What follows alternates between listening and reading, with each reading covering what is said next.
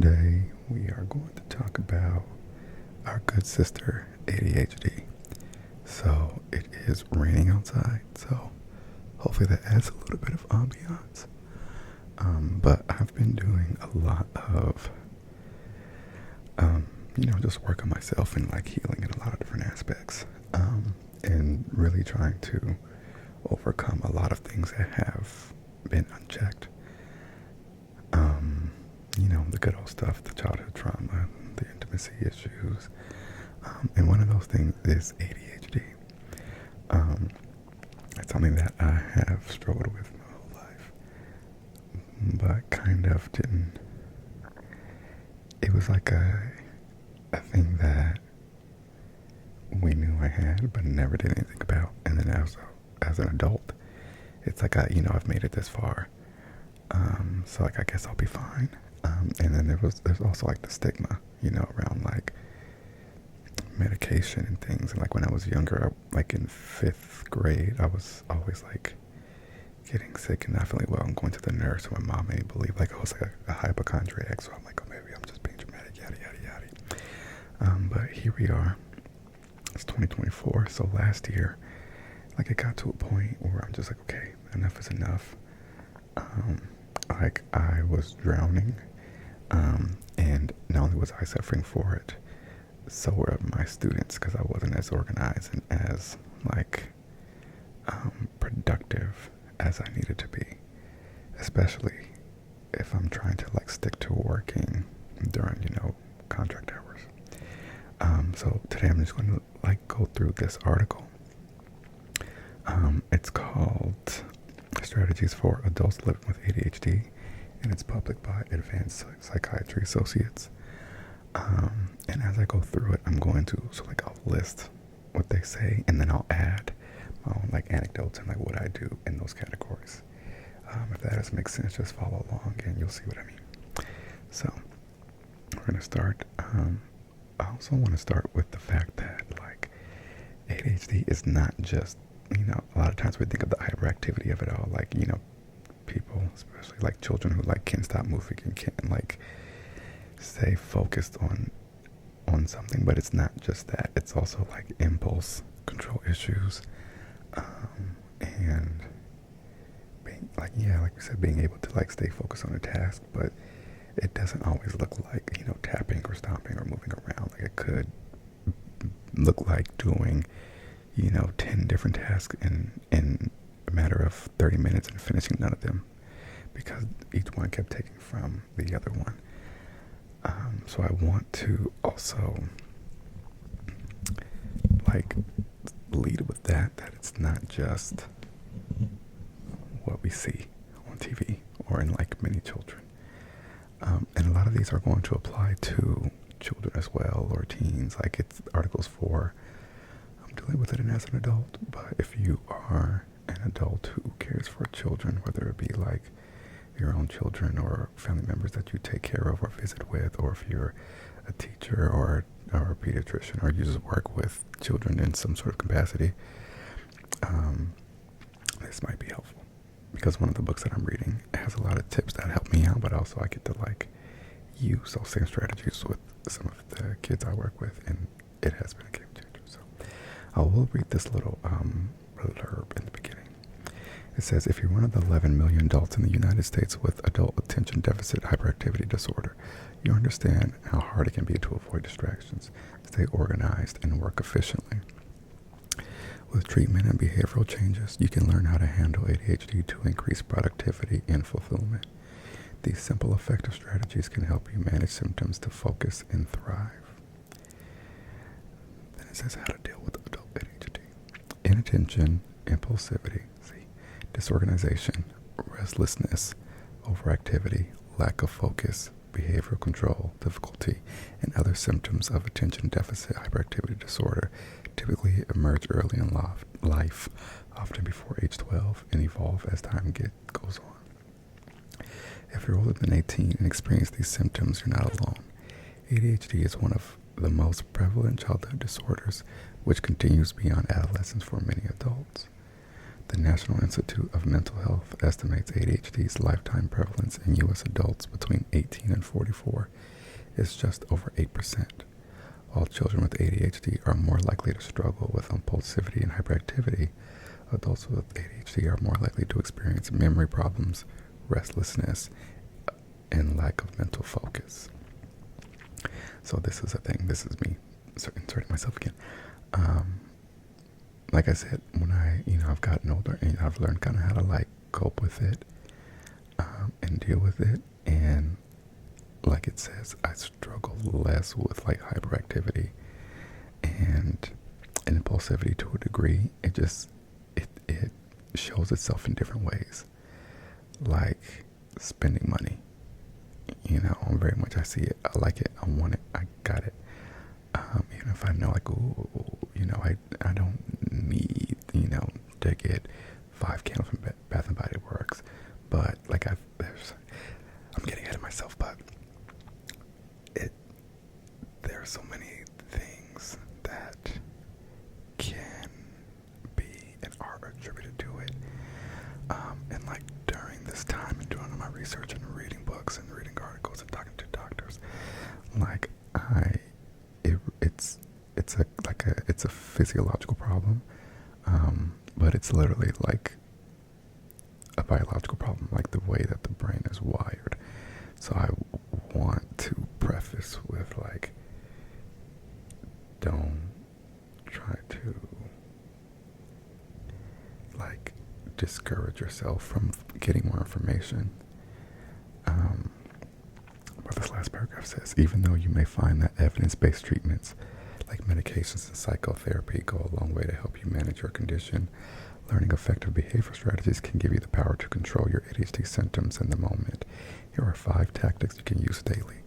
So, it mentions medication. So in like September of, and I'll put timestamps in the video so that way you can kind of skip around in case you don't need all this information. And I know, like, again, with ADHD, it can be hard to focus. And like, see, I'm going on a tangent, so sorry I won't do that, but I'll put timestamps.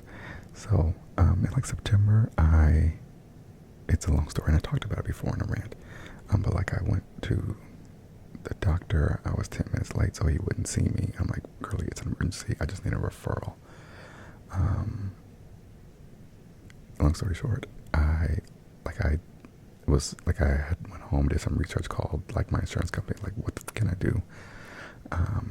And thankfully, it turns out I don't need a referral because I have an HMO, but I don't need a referral for mental health services, thank God.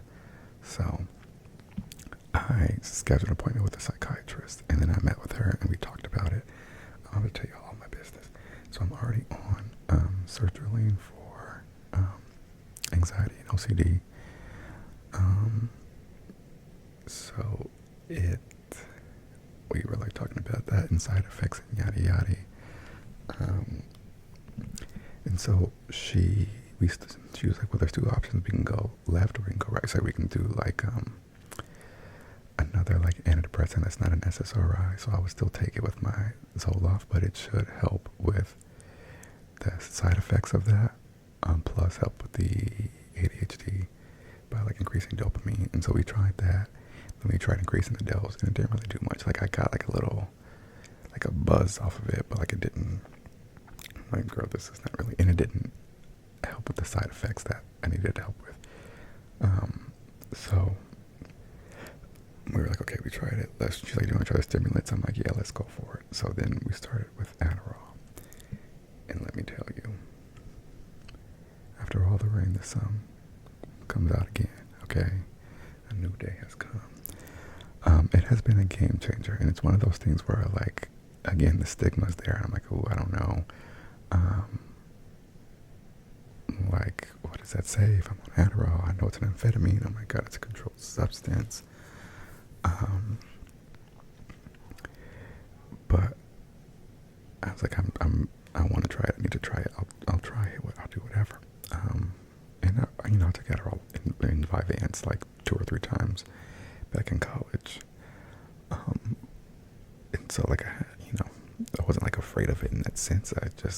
I don't know. There's just a lot of stuff behind it. And because it's a controlled substance, it's very dramatic. Like, you have to, like, see a doctor, obviously, to get it prescribed, but then you can only get like a 30-day supply at a time. So you have to, like, basically see your doctor every month. Luckily, I don't know if this is a state thing or a federal thing, but I don't have to see her every time I need a refill.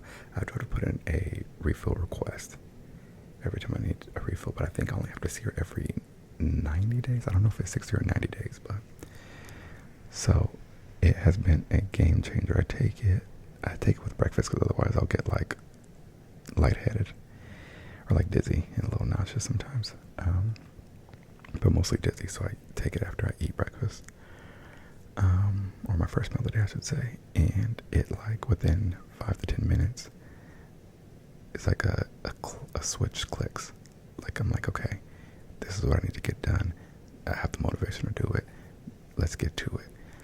And it helps me with, like, all, like, my just executive functions. It feels like I'm able to focus on a task, which is really important. Like, if I want to wash the dishes, I can sit there or stand there and finish washing the dishes. If I want to work on an assignment, like, I'm always taking, like, online courses for different things. So I'm like, if I want to work on an online course, I can, like, sit there and say, okay, girly, you have from this time to this time, we're working on it, and I can do that. And it helps me, like, stay organized and remember the benefit of staying organized, I guess. Like, at work, instead of, like, just throwing papers on my desk, I'm like, oh, okay, now let me put this here, because if I put it here,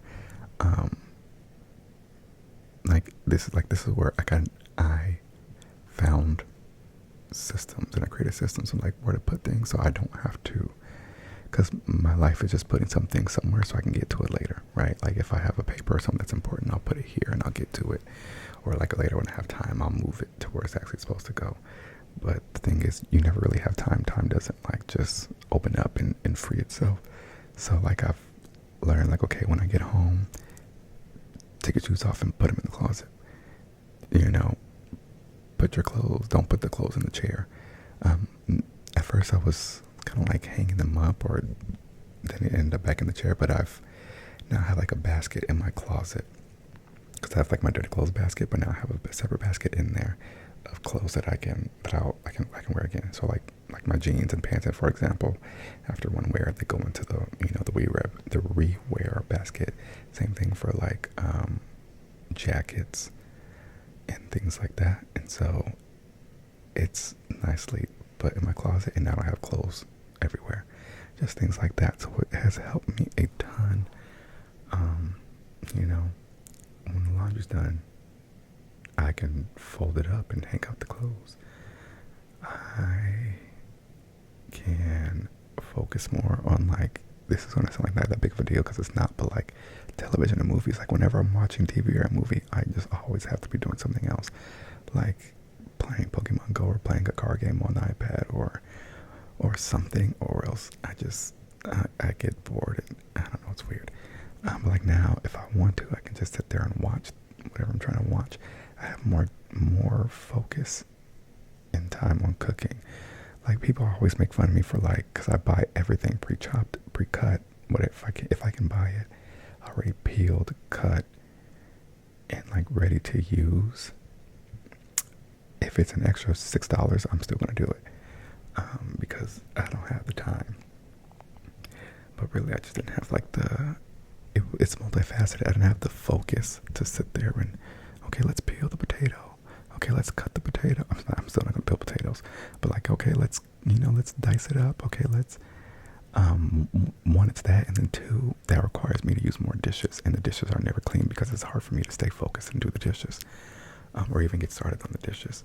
So it's like, now I'm like, okay, if I want to make something, I'm not, like, overwhelmed. Like, oh my God, I need to do this and this and that and that, and I'm like, okay, it's easy. Here are the ingredients.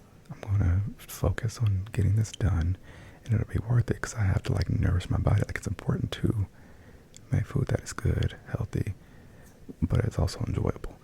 like eating is one of those things you have to do. So like, don't, half-ass it. So yeah, that's just a short like list of the benefits, but it has been like the biggest game changer, and everything else has become easier because of it. Like incorporating these, like I'm sure a lot of things in this article, because I skimmed through it already, a lot of these things I've now been able to do thanks to being on the medication. And like I was reading this book that I'm going to talk about a little bit later, or listening to it, I should say. And he talks about how like currently medication is our best treatment plan for ADHD. There's a lot of like stigma behind it for some reason, but it's like that's the best treatment plan for it. It's like it's like any other disorder or illness or disease or sickness or whatever.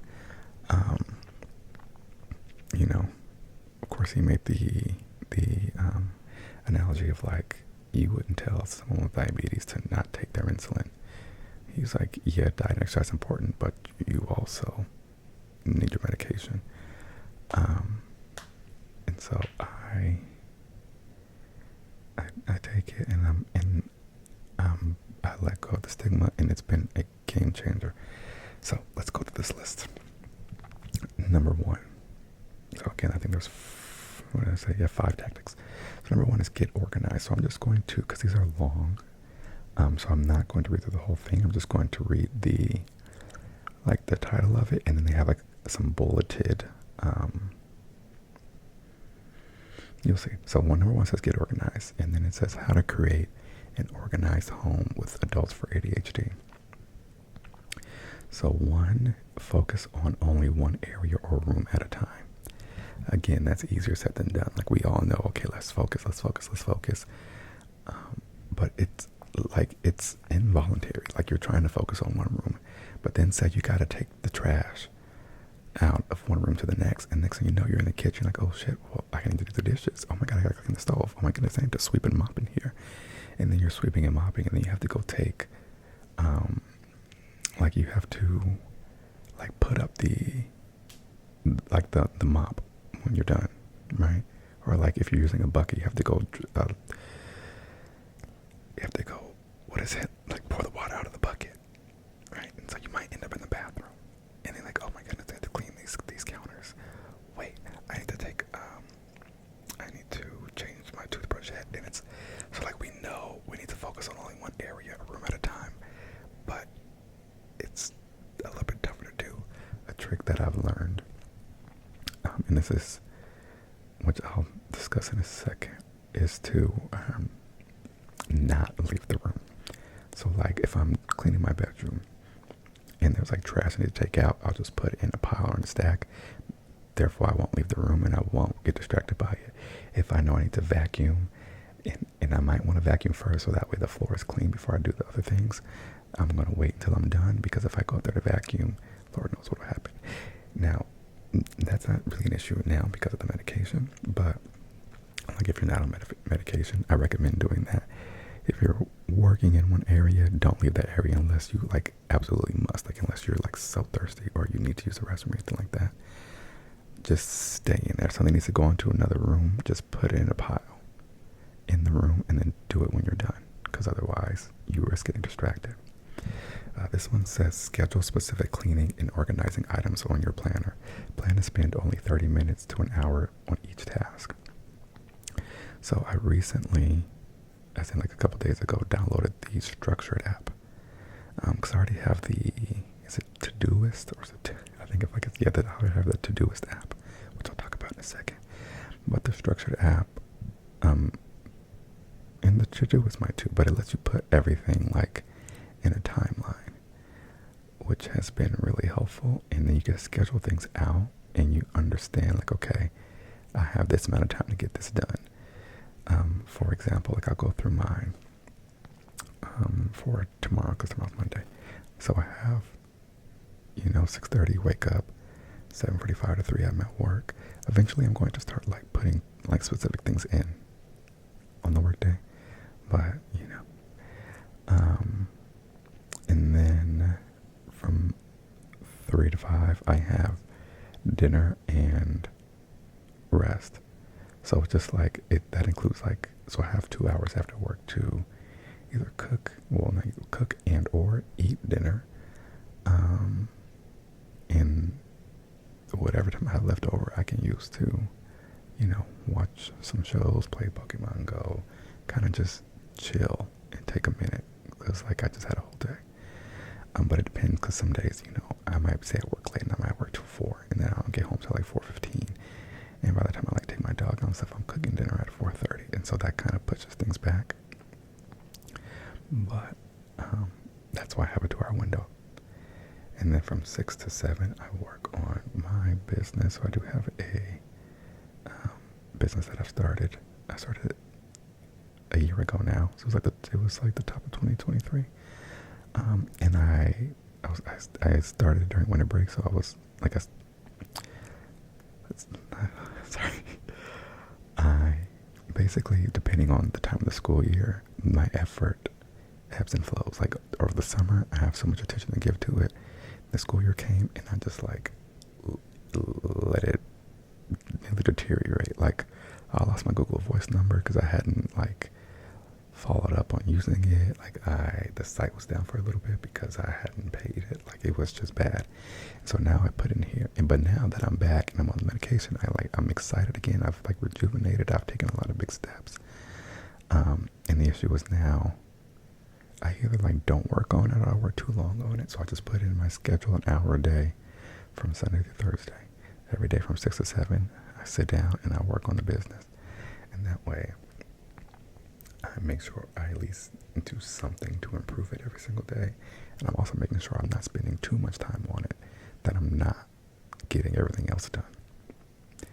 And then from 7 to 8, I walk and train my dog. So we have an hour. So depending on how long we walk, depends on how much time we have left to kind of just like hang and play and train. Because I felt like I wasn't giving her enough, just like attention and exercise. Because I've been sick and stuff. So I was sick I was sick in December.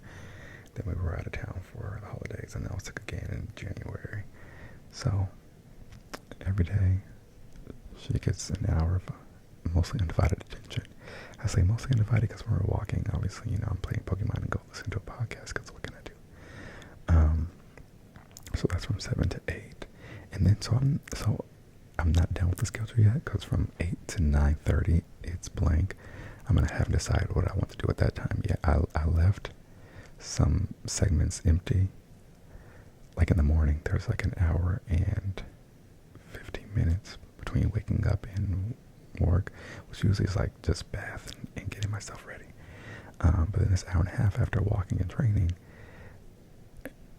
like I don't want to have the day too scheduled, so it's like a nice block that's open for me to put things that might come up, right? Like say for example, let's say I'm starting school again in a little bit, so like I can use an hour of that time to do schoolwork. Or I can use, let's say I need to do laundry, so on Wednesday I can use that hour for laundry.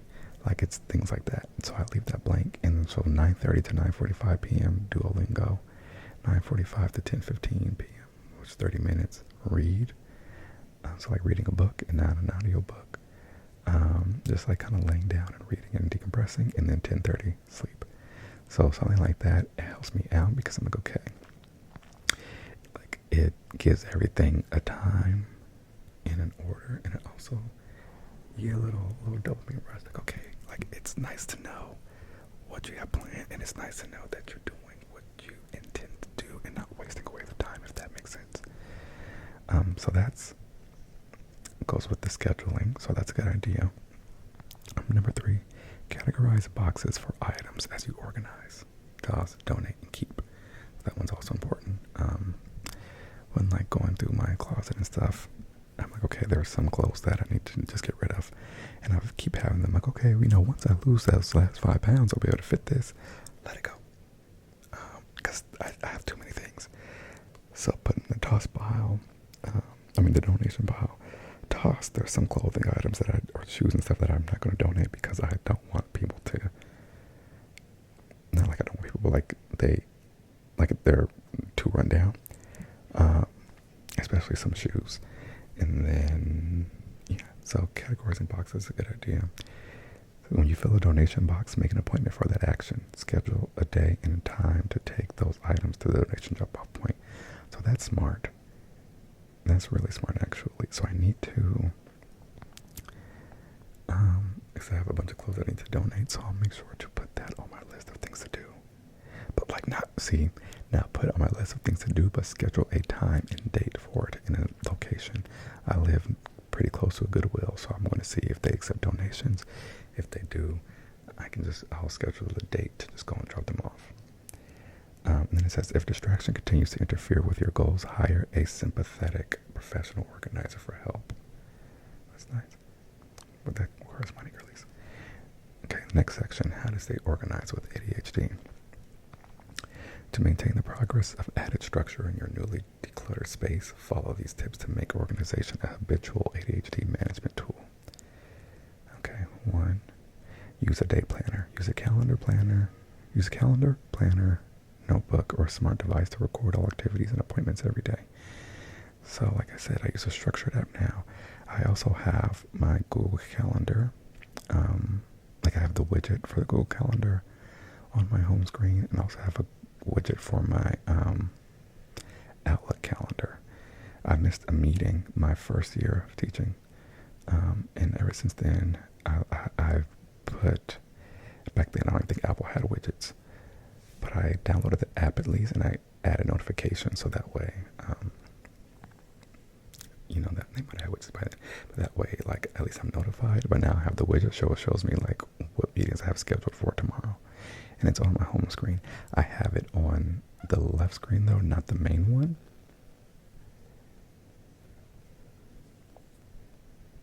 Hold on, I'm getting a call.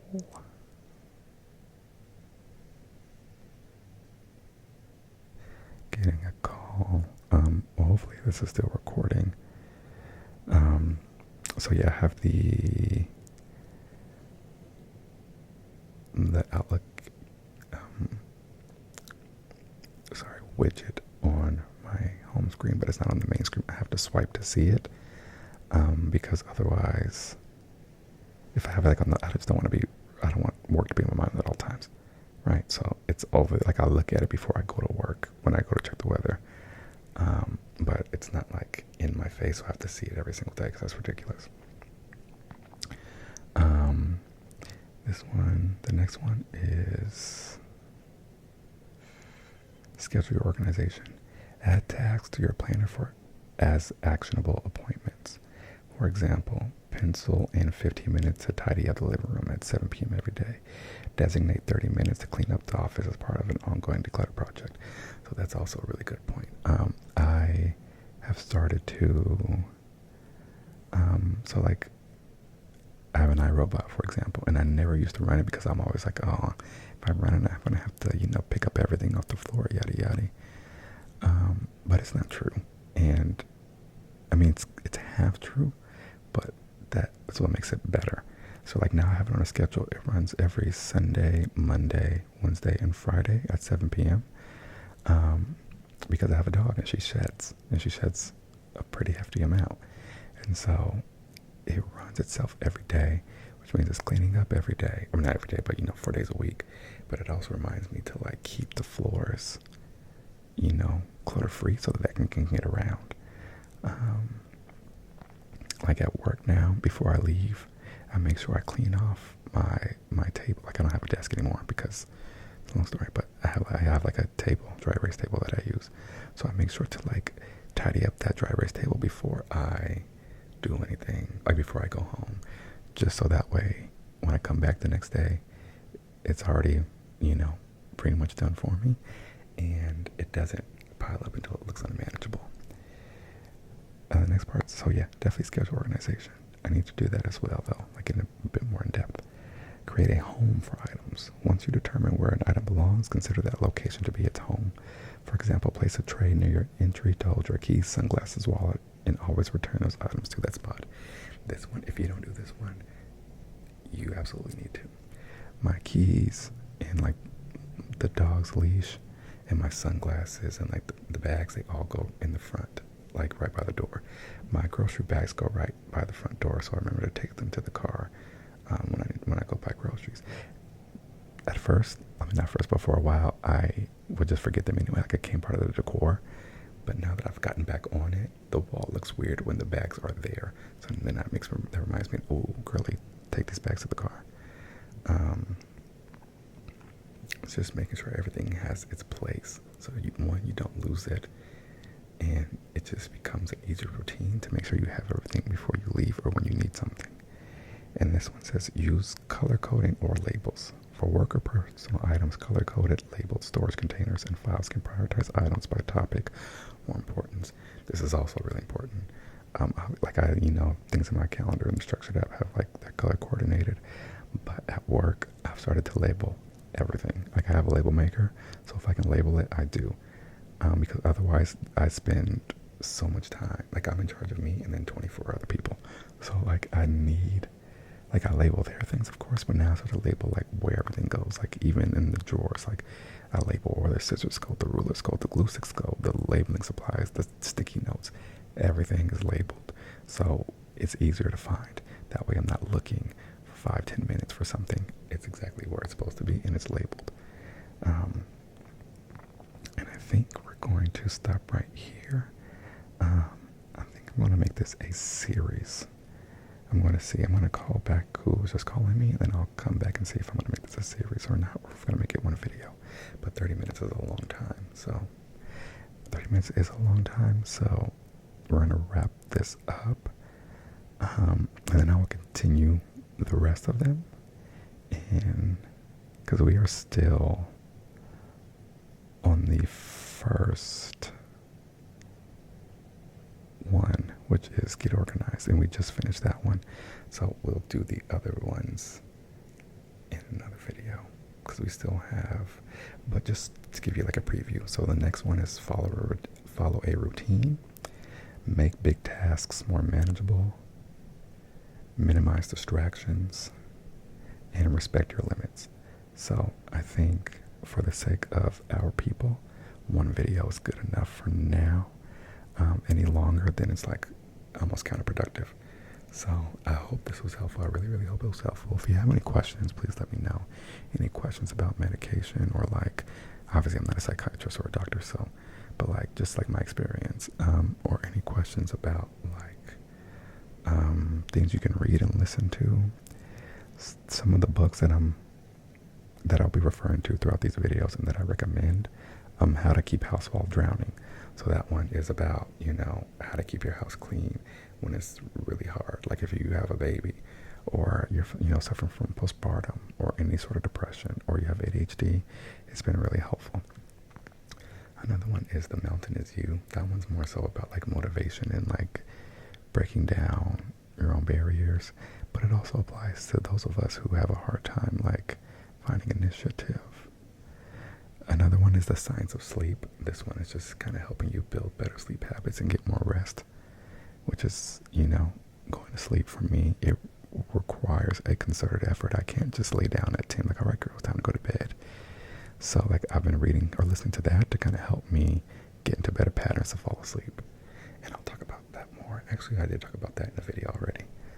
And then lastly, Taking Charge of Adult ADHD. That one I'm listening to now. And it's been really, really, really helpful. And like I said, it's also helpful with children as well. So I hope this was helpful. I will see you guys in the next one. I'm excited to continue to share these tips and tricks. But yeah, let me know if you have any questions or concerns.